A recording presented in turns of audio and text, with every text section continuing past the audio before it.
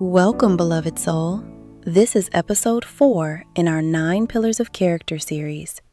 Today, we explore the pillar of respect. Not as compliance, not as agreement, and not as something to be demanded, but as something deeply rooted in spiritual truth. This teaching is offered as a story, a reflection drawn from everyday human experience, and it is grounded in 3 scriptures of the Bible that speak to dignity, peace, and honor. At its heart is a simple but powerful truth. Every person carries inherent worth because every person is made in the image of God. As you listen, I invite you not only to hear the story, but to notice where it touches your own life, in your relationships, your boundaries, and your understanding of what it truly means to honor another without losing yourself. Let us begin.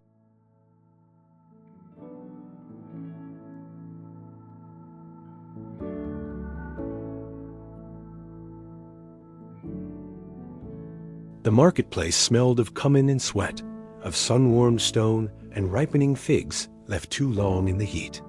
The air hummed with voices, not in harmony, but in a kind of practiced discord, each voice seeking its own space, its own claim to being heard. It was mid-morning, and the shadows were still short, the light still white and merciless. Matthias, a Hebrew teacher, stood near the well, watching. He was not old, but his face carried the kind of quietness that comes from years of listening more than speaking. His robes were simple, undyed linen that had softened with use, and his hands rested easily at his sides. There was no tension in his shoulders, no tightness around his eyes. He did not scan the crowd for approval or threat. He simply stood, present and still, like a tree that has learned to bend without breaking. Near him, 2 men were arguing. The first man, Reuben, was broad-shouldered and loud, a merchant whose prosperity showed in the thickness of his belt and the weight of the rings on his fingers. His voice carried across the square like the bray of a donkey, insistent and unapologetic. He was berating a younger man, a weaver whose hands were stained with dye and whose eyes were cast downward. "You will speak to me with respect," the merchant said, his finger jabbing the air between them. "I have been in this market for 30 years. 30 years. You do not question my prices. You do not imply dishonesty. You will agree with me or you will leave." The weaver said nothing.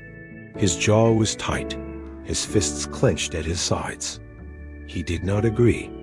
That much was clear. But he also did not leave.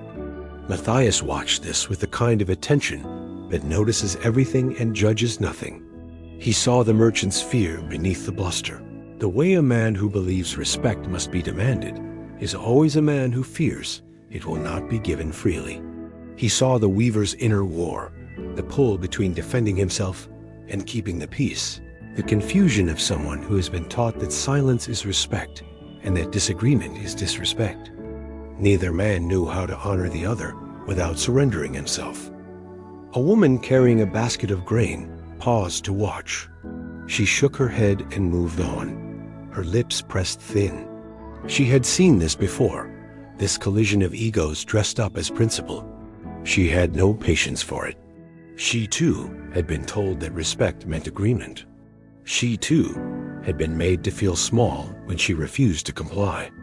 Reuben's voice grew louder. "You insult me by questioning my word.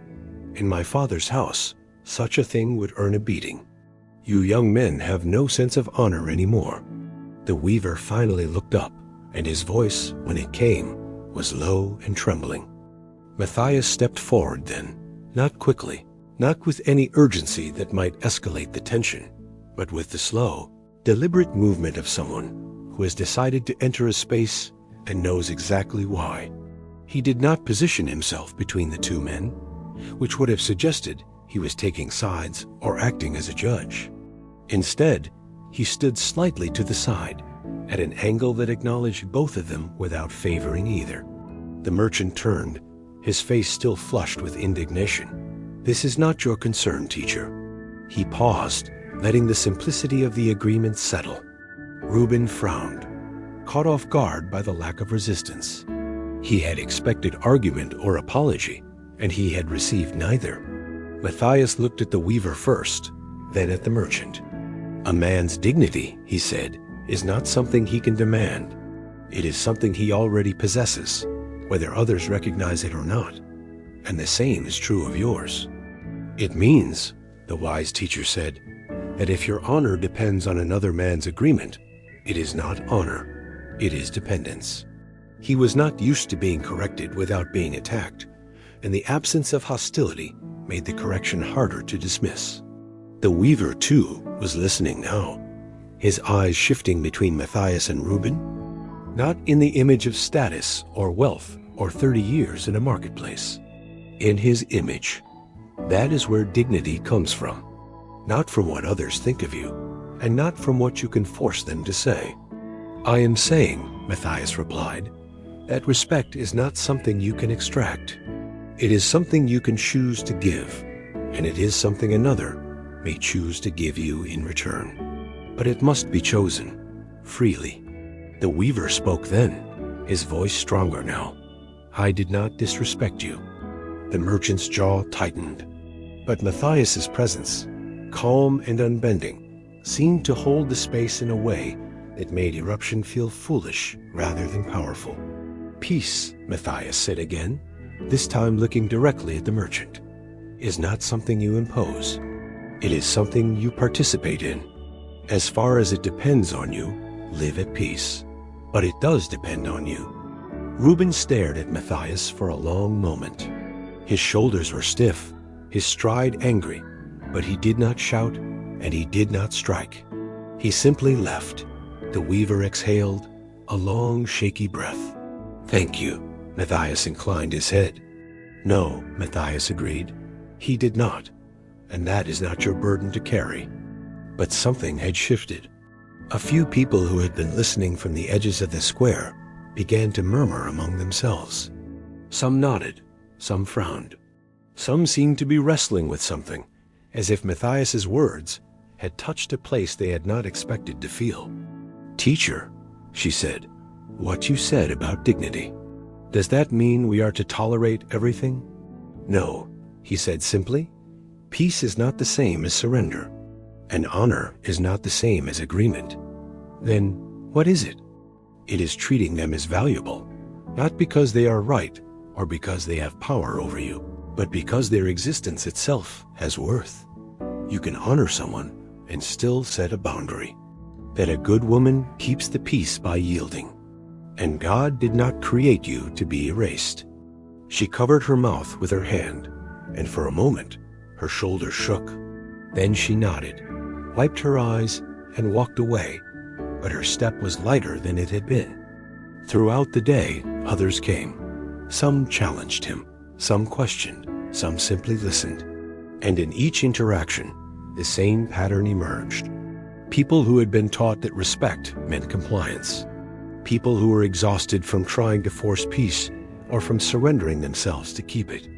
One man, a scholar with a sharp mind and a sharper tongue, tried to trap Matthias in his own words. A liar has the same worth as a prophet. Where, then, is the incentive to do good? Matthias did not flinch. But you said we must honor all people. Yes, honor, not approve, not agree, not pretend the wrong is right, but recognize that even in wrongdoing, a person remains a person, made in God's image, capable of repentance, worthy of truth rather than cruelty. Is it weak to refuse both domination and submission? Matthias sat on the edge of the well, his eyes on the horizon. He was not tired, not exactly. A way to honor without losing themselves. A way to be honored without demanding it. A way to live at peace without forcing it. Romans 12:18. One day, a young mother approached, her child balanced on her hip. She hesitated, then spoke. Teacher, my husband's family expects me to agree with them in all things. They say it is disrespectful for me to have my own thoughts. But when I pretend to agree, I feel like I am disappearing. Should I do nothing? Matthias looked at her with great gentleness. You tell the truth. in kindness, but clearly. You honor them by not pretending. And if they cannot receive that, the failure is not yours. But they will say, I am causing division. Division, Matthias said, is not the same as differentiation. You are not required to merge with them to prove your love. And if peace depends on you erasing yourself, it is not peace. It is control. If this resonates with you, share it with someone who needs to hear it. Matthias stood and walked slowly through the emptying marketplace, past the stalls where vendors were packing away their goods, past the places where arguments had flared and subsided, past the well where water still waited to be drawn. He thought about the people he had spoken with. The merchant who believed respect had to be demanded. The weaver who thought disagreement was disrespect. The woman who had been taught to yield herself for peace. The scholar who confused honor with approval. The young mother who was losing herself to avoid conflict. They were all wrestling with the same core confusion. They had not been taught that respect begins with recognition. That every human being, simply by virtue of being made in the image of God, carries a dignity that cannot be earned and cannot be lost. And because they did not understand this, they were trapped. Some tried to demand respect by force. Others tried to earn it by disappearing. Some mistook compliance for honor. Others mistook boundary setting for cruelty. And all of them were exhausted. In a conference room halfway around the world and 2,000 years forward in time, a woman named Sarah sat across from her manager, her hands folded tightly in her lap.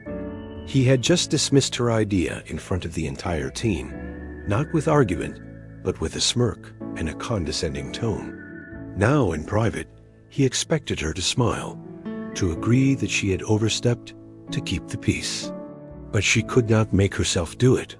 She looked at him and said, quietly but clearly, I respect you as a person, but I do not agree with how you handled that. I will not pretend otherwise. He stared at her, stunned.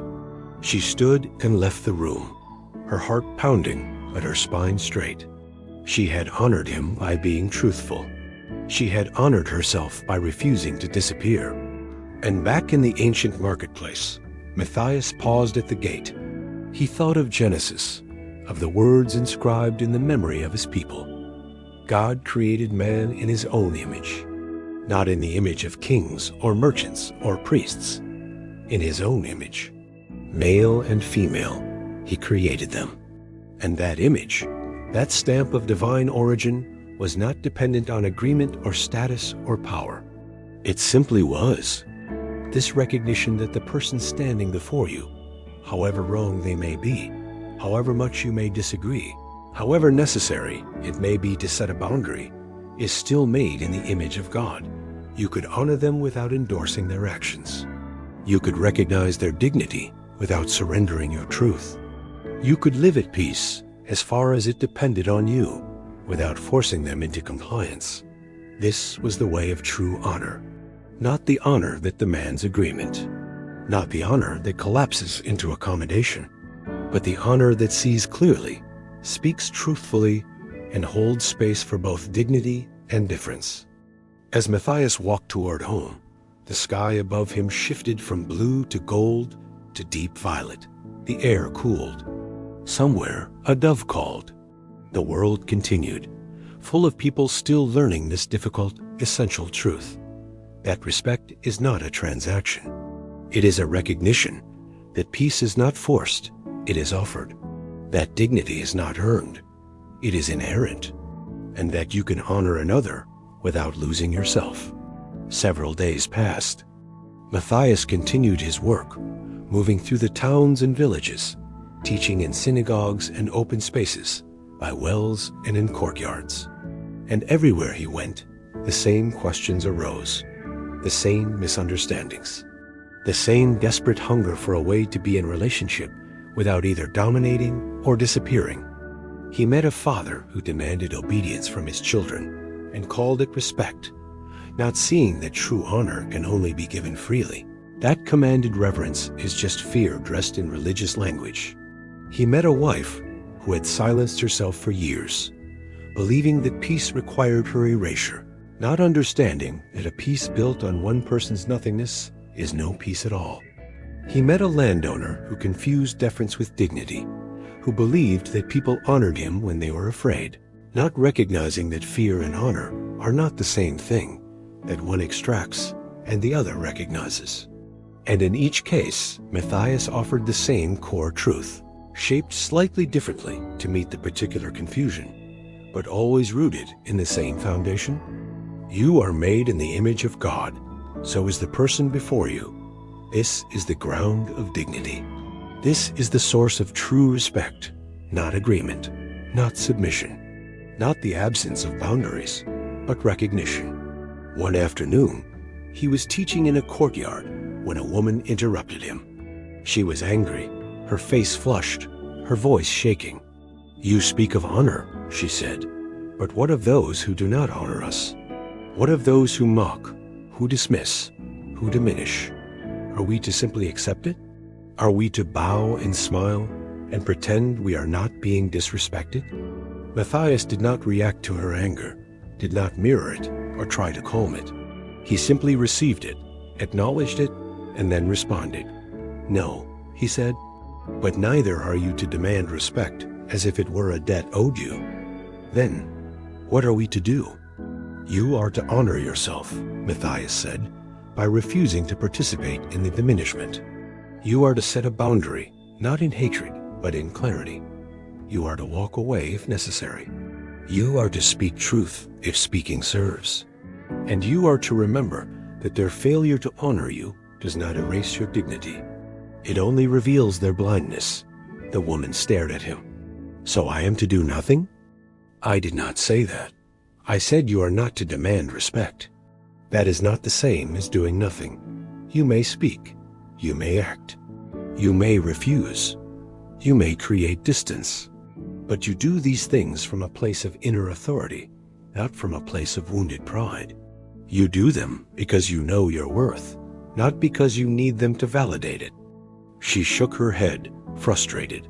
"That is easy for you to say. You are a man, a teacher. People listen to you." "Some do," Matthias agreed, "and some do not. And when they do not, I do not chase after their approval. I do not demand they respect me. I simply continue, knowing that my worth is not determined by their recognition of it." The woman's anger began to shift, softening into something more like grief. "I am tired," she said quietly. "I am tired of fighting for respect. I am tired of explaining myself. I am tired of being treated as if I do not matter." "I know," Matthias said, and there was a depth of compassion in his voice that made her eyes well up. "But the fight for respect is a fight you cannot win, because respect that must be fought for is not respect. It is capitulation. And you do not want capitulation. You want recognition. And recognition either happens or it does not. You cannot force it. You can only offer it, and you can only refuse to participate in relationships where it is absent. So I am to be alone? Alone is not the same as isolated. You are to be with people who can see you. And when you are with people who cannot, you are to remember that their blindness is not your fault, and it is not your responsibility to heal."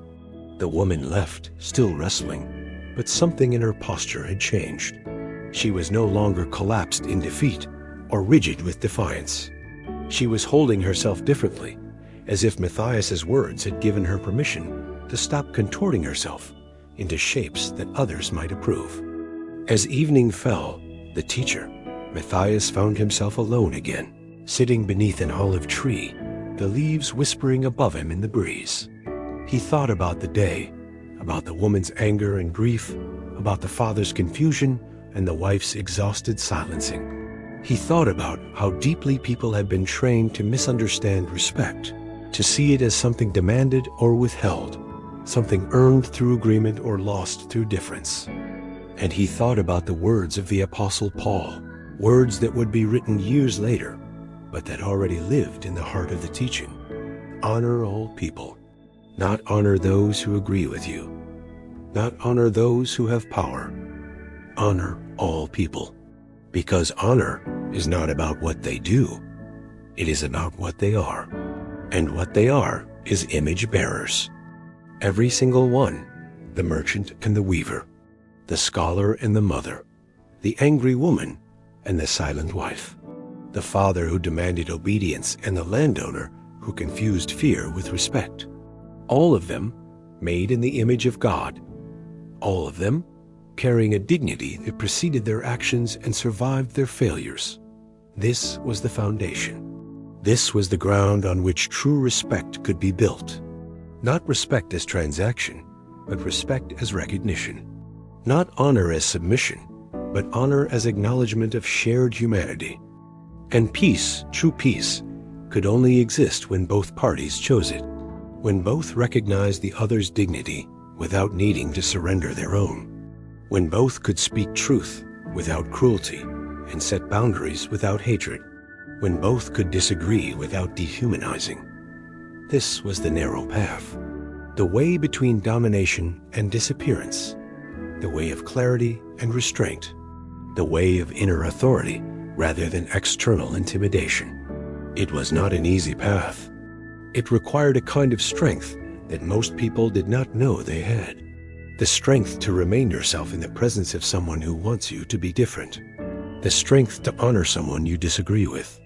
The strength to set a boundary without apology or aggression. The strength to receive disrespect without either collapsing or retaliating. But it was the only path that led to genuine relationship, to real peace, to the kind of respect that was freely given and therefore actually meant something.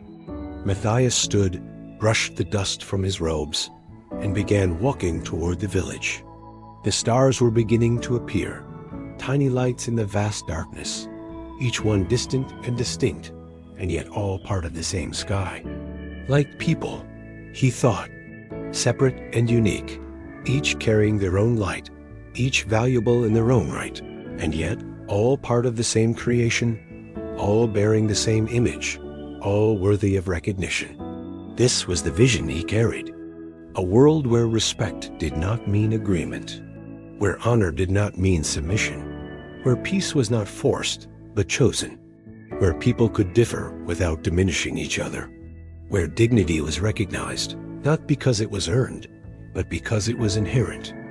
It was a vision worth teaching, worth repeating, worth embodying every single day, because the world was full of people who had forgotten it, people who demanded respect through fear or status, people who believed respect required them to disappear, people who confused kindness with weakness and boundaries with cruelty, and all of them needed to hear the same simple, revolutionary truth. You are made in the image of God, so is the person before you. Act accordingly. Matthias reached the edge of the village as full darkness settled over the land. Lights flickered in windows. Voices murmured. Life continued, messy and complicated and beautiful, full of people still learning how to honor each other without losing themselves. And he would be there tomorrow, and the next day, and the day after that, offering the same truth in new forms, holding space for their questions and their anger and their grief, reminding them again and again that dignity is inherent, that respect is recognition, that peace is mutual, and that honor never requires surrender. Scripture says, honor everyone, love the brotherhood, fear God. 1 Peter 2:17. This was his work. This was the way, and it was enough. Thank you for sharing this sacred story with me. If it touched your heart, you may also find peace and clarity in our Meditative Reflections playlist, a series of guided meditations inspired by these very Bible stories. Each one is crafted to help you slow down, breathe deeply, and connect more fully with God's presence in your life. Remember to subscribe, leave a comment if something resonated with you, and share this with someone who may need a little hope today. Until next time, transforming minds and empowering souls, and as always, peace, love, light, and unity.